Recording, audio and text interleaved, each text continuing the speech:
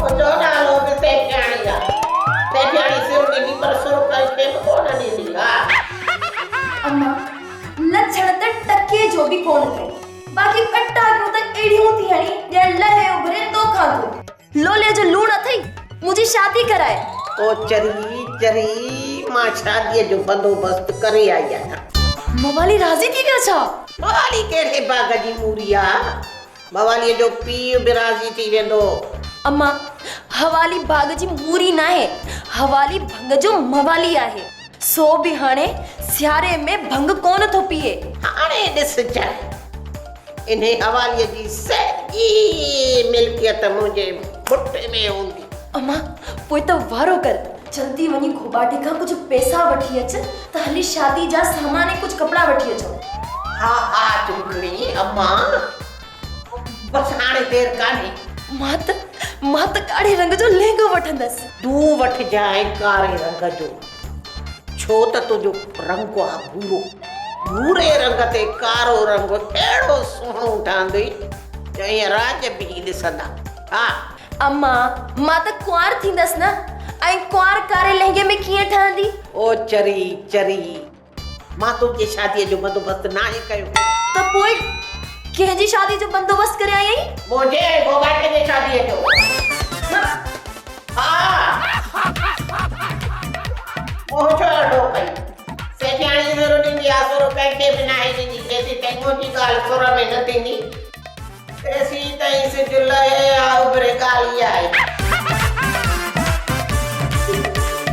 अबे हिला दिया तुम दोनों ने तो यार। अभी भाई आवाज आई फुला किए बैठायो छो नालो असा खरी ऐं ॻाल्हि कंदी आहियां खरी। असां बि माण्हू आहियूं, आज़ादी असांजो बि हक़ आहे। पर अवां जी जिंदगी के खतरो आहे। छो खतरो सिर्फ असांजी जिंदगी खे छो आहे? इन करे कुछ साड़ सड़िया माण्हू तोखे मारण था चाहे। टोनी असांखे मारण लाइ बंदूक खपे, ताने तो के साथ मरण वारा नाहियूं, छो त असां पितो कढाए छॾियो आहे। ऐं मूंखे ख़बर आहे मश्करनि जे ॻोठ में कंहिंखे बि बंदूक न आहे। बिठड़ वक्त अथई कॾहिं त चवंदो हलड़े बंदूक तुंहिंजो ठका। मिठल वारी बंदूक बिना कारतूस ठका छॾींदी आहे। उहा माण्हू मारींदी न आहे, धक कंदी आहे डीज़ल ते। बहरहाल पंप साहब अवां फौरन ही कोर्ट छॾे हलिया वञो ऐं इने में तव्हांजी भलाई आहे। टोनी इहो मिठल भला असांखे छो थो मारे? सो स्वीट बेबी, असांखे न सिर्फ तोखे ऐं मिठल न कादन मारी नहीं। छा मतलब आहे तुंहिंजो?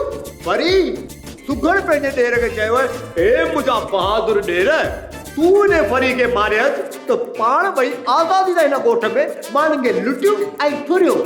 अच्छा त इहा ॻाल्हि आहे, कादन तो मूंखे मारे। टोनी हिन कादन खे चई छॾ त मुंहिंजो नालो आहे फरी ऐं ॻाल्हि कंदी आहे खरी। असां न इहो ॻोठ छॾींदासीं ऐं न वरी हिन जे मारण सां मरंदासीं।